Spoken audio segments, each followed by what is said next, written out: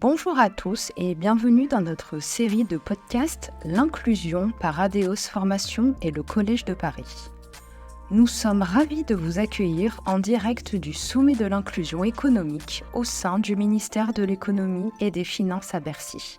Dans ce podcast exclusif, la diversité et l'inclusion seront mises en lumière. Découvrez dès à présent un nouvel épisode en compagnie de notre invité et partageons ensemble des perspectives encore plus riches. Bonjour à toutes et à tous et bienvenue à bord de HRD Radio TV depuis le ministère des Finances et de l'Économie à Bercy pour le sommet de l'inclusion. Vous êtes 12 000 DRH et dirigeants d'entreprise à être abonnés à nos podcasts. On vous remercie d'être toujours plus nombreux à nous écouter chaque semaine. Vous pouvez bien entendu réagir sur les réseaux sociaux et sur notre compte X HRD Radio.tv. À mes côtés pour animer cette émission, Sophia du Collège de Paris, à laquelle je laisserai la parole pour échanger avec notre invitée, Élise Maury, qui est la DRH adjointe du groupe Engie, pour le moins un acteur majeur, je dirais, du tissu économique en France. Alors, Élise, comment devient-on DRH adjointe du groupe Engie ? C'est une très bonne question, puisque moi, au départ, je suis ingénieure chimiste, docteur en chimie. Et j'ai eu la chance, d'ailleurs grâce à Engie, d'avoir 7 métiers différents, en passant par l'innovation, par le marketing, la communication, le développement commercial. Et ensuite, j'ai géré des entreprises, j'étais directrice générale d'entreprise. Et c'est peut-être à ce moment-là, en dirigeant des entreprises chez Engie, que j'ai constaté que le premier levier de performance d'une entreprise, c'est vraiment l'humain. Et lorsqu'à l'époque, la directrice générale d'Engie m'a proposé de prendre cette fonction pour m'occuper des talents du groupe et puis ensuite de la diversité, j'ai pas hésité. Il y a eu quelque chose qui est passé à l'intérieur de moi en disant je suis faite pour ce job et donc j'ai fait le pas et le saut pour amener aussi toute ma connaissance business sur un poste où l'enjeu c'est de développer nos talents d'aujourd'hui et de demain. À l'époque où il était de bon ton de nommer à la direction des ressources humaines des collaborateurs dont c'était le premier poste RH de leur carrière, on m'en faisait souvent la remarque et je disais l'important quand on a la fibre RH, quand on a le goût de l'humain, peu importe d'où on vient, peu importe sa formation et peu importe son expérience. Absolument, parce que je crois que c'est ce qui m'a passionné toute ma carrière. C'est finalement, et ma plus grande fierté, ça a toujours été de voir les collaborateurs qui ont travaillé avec moi, qui ont grandi, les voir évoluer. Et donc, c'était pour moi très naturel finalement de me tourner vers les ressources humaines. Le groupe Engie a connu ces dernières années des grosses évolutions, avec notamment le départ d'une partie significative de ses activités, une reconfiguration. Comment a-t-elle été vécue par les équipes du groupe ? Ont-ils su se remobiliser vers des objectifs communs après finalement une scission d'une partie assez significative du groupe ? Absolument. Aujourd'hui, on reste quand même un grand groupe. On est 95 000 collaborateurs dans 31 pays. Mais c'est vrai qu'on était quasiment le double avant la cession des coins et on était dans 2 fois plus de pays. Je crois que l'important, c'est d'être dans des métiers qui font sens. Et le virage que Engie a pris il y a quelques années, vraiment a donné du sens aux collaborateurs. De dire qu'on est un acteur de l'énergie, mais surtout, on veut être un pionnier de la transition énergétique et qu'on s'est donné l'objectif d'être net zéro carbone en 2045. Donc, je crois que la première raison pour laquelle nos collaborateurs nous rejoignent, c'est vraiment ce sens, cette raison d'être qui est d'accélérer vers cette décarbonation et cette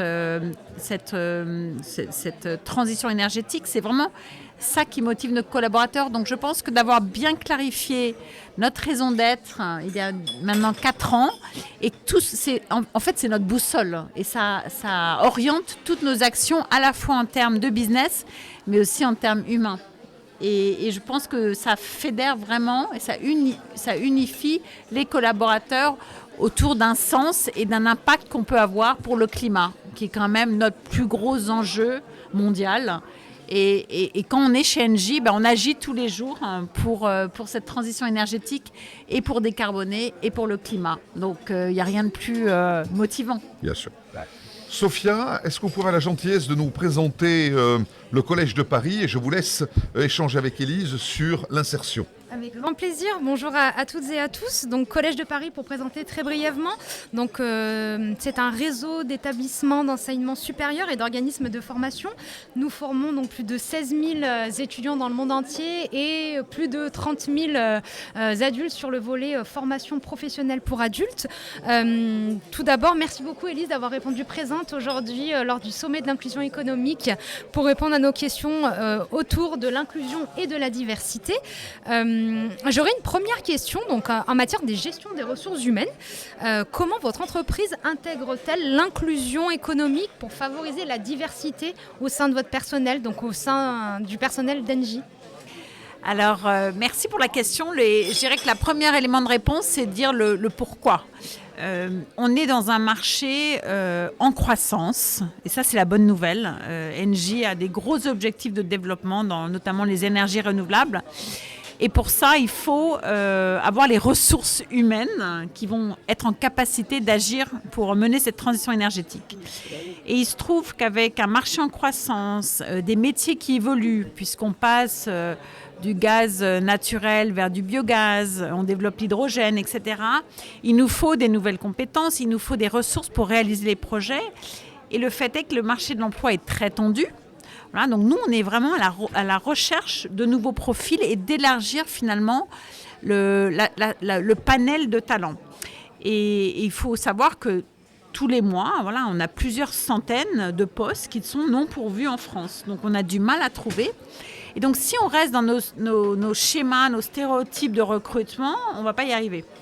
Donc on a vraiment engagé depuis maintenant plusieurs années, d'abord sur le sujet des femmes, mais maintenant sur aussi les origines, une vraie transformation de la vision que nous avons du sujet du talent management.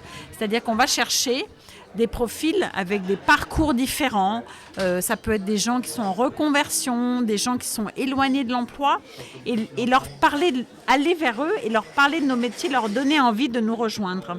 Parce que finalement, voilà, à l'école, on entend un peu parler d'énergie, mais il faut aller leur faire découvrir, et notamment avec les relations académiques que nous avons avec nos écoles cibles, avec nos universités cibles.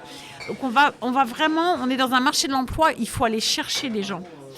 Bien sûr que voilà, on a un grand nombre de CV, on reçoit 500 000 CV par an, mais on va vraiment aussi cibler, c'est-à-dire que peut-être pas tout le monde est fait pour aller travailler dans la transition énergétique. Donc nous, on veut des gens qui ont surtout un niveau d'engagement, de motivation qui correspondent à nos valeurs. Et donc je rebondis tout de suite sur ça. Quel serait le conseil que vous pourriez donner à un jeune qui souhaite postuler chez Engie ? Alors d'abord, il faut s'intéresser au sujet de l'énergie. Je pense que ça, c'est quand même le premier moteur. Et dans les autres éléments, on regarde de plus en plus, au-delà des compétences techniques, on regarde surtout les compétences comportementales. Les soft skills, c'est les ça ? Soft skills, absolument. Et je veux dire, les hard skills, donc les compétences techniques, on peut toujours les apprendre. Les compétences comportementales, c'est aussi lié à la personne, à la personnalité. Et donc, nous, on cherche surtout des personnalités, des gens qui ont envie de s'engager, tout simplement, parce que c'est des métiers complexes, où la complexité technique, client, etc. est là. Et donc, on a besoin d'une diversité de modes de pensée, de parcours, d'idées pour être créatif, pour trouver des solutions, parce qu'on est face à des défis qui sont très complexes. Donc on a besoin de cette diversité de pensées et aussi des pensées qui ne soient pas statiques. Donc on a besoin d'élargir, et c'est ce qu'on fait depuis plusieurs années. Donc sur le volet recrutement, le message est bien passé. Parlons maintenant en interne. Donc comment vous mesurez vos impacts et quelles actions avez-vous pu mettre en place sur 2023 ou des actions à venir ? Peut-être qu'on va avoir des annonces en avant-première sur le sujet de l'inclusion et de la diversité ? Alors, de toute façon, si on ne mesure pas, on ne sait pas si on progresse. Donc chez nous, ça c'est une philosophie. Et je vais vous dire, le sujet de l'inclusion et la gestion des talents, c'est une des 5 priorités business du groupe cette année. Donc c'est traité comme un sujet business en premier lieu. Il n'y a pas de performance économique s'il n'y a pas de progrès social. Donc on arrive très vite au sujet humain et c'est considéré comme un enjeu business. Et donc par rapport à ça, qu'est-ce qu'on fait ? Donc on mesure. Donc on fait une enquête salariée tous les ans. Ça fait 7 ans qu'on la mène. Nous sommes aujourd'hui à un taux d'engagement des collaborateurs de 87%. Et chaque année, on a progressé. Et vous savez ce qu'on fait depuis 3 ans ? C'est que parmi les 60 questions, vous en avez 25 qui sont liées à la diversité et l'inclusion, à l'égalité homme-femme. Et donc, on mesure la perception des salariés. Et on voit que celle-ci progresse au fur et à mesure qu'on déploie notre stratégie, notre politique diversité et inclusion qui s'appelle BULNJ. Et donc ça, c'est quand même le fait de mesurer. Après, on se donne des objectifs chiffrés. Exemple, 10% d'alternance dans nos effectifs d'ici 2030, dont au moins 10% d'ici 2025 qui seront issus des quartiers prioritaires de la ville et en situation de handicap. Et on le mesure. Voilà, on a une capacité, on anonymise les fichiers, on regarde les adresses et on arrive à dire voilà, si les alternants sont issus des quartiers prioritaires de la ville ou des zones rurales, etc. Autre exemple, les femmes. Parmi nos objectifs extra-financiers du groupe, qui quand même mesurent la performance du groupe, donc on est évalué là-dessus, on a comme objectif d'arriver à la parité managériale de nos 30 000 cas d'ici 2030. Et on est passé en 5 ans de 24% de femmes cadres à 31%, ça sera normalement le résultat de fin d'année, et on doit arriver à 40% d'ici 2030. Et c'est dans les bonus de nos dirigeants, et c'est dans la rémunération de nos dirigeants. Très bon et ça résultat. fait bouger les lignes. Quelle meilleure conclusion. Merci beaucoup Élise de cet échange. Merci beaucoup Sophia. Merci, et à Élise. bientôt pour la suite de nos aventures. À très bientôt. Merci d'avoir écouté notre podcast en direct du Sommet de l'inclusion économique. Nous espérons que cet épisode vous a plu. Ne manquez pas les prochains épisodes qui promettent d'être remplis d'inspiration, d'innovation et de stratégie pour favoriser l'inclusion dans tous les aspects de votre vie. N'oubliez pas de nous suivre sur les réseaux sociaux, de partager et de laisser vos commentaires pour que cette conversation résonne encore plus fort.